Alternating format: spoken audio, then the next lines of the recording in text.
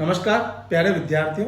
आज हम बहुत ही एक इम्पोर्टेंट कॉमन क्वेश्चंस जो इंटरव्यू के दौरान हर विद्यार्थी से पूछा जाता है उसके क्वेश्चंस और उसके आंसर क्या क्या हो सकते हैं, प्रोबेबल ऑप्शंस क्या क्या है उसके बारे में बात करेंगे। That is a very common questions that tell me something about your strength. अपनी विशेषताओं के बारे में बताइए।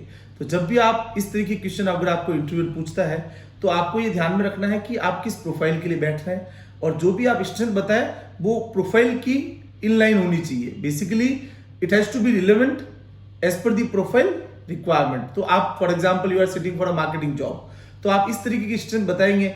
For example you are having effective communications, you have a good presentation skills, you are very communicative, you want to travel a lot. So marketing की job के लिए ये सब स्ट्रेंथ बहुत ही मायने रखती है। तो वो कहीं ना कहीं आपको इंटरव्यू में वेटेज देगी और आपके इंटरव्यू को इजीली क्रैक करने में मदद करेगी।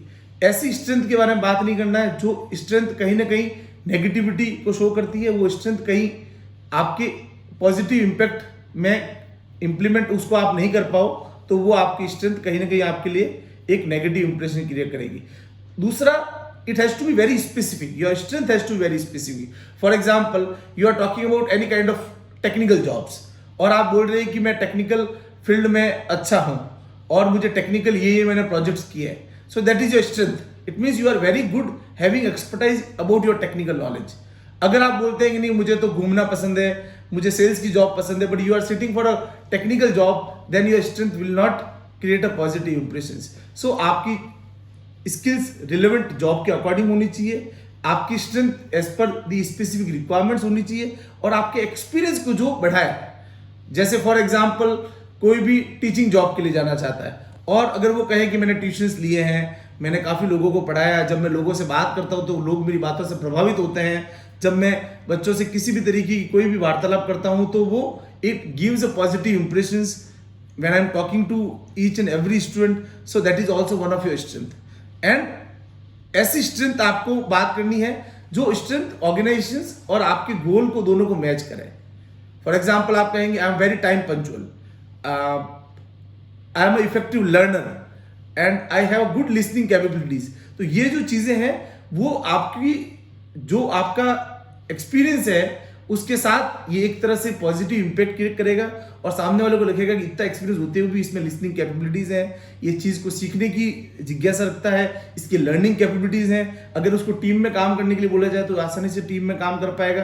तो इन सब चीजों को ध्यान में रखते हुए आपको अपनी स्किल्स के बारे में बात करनी है, अपनी स्ट्रेंथ के बारे में बात करनी है और strength is a positive sign.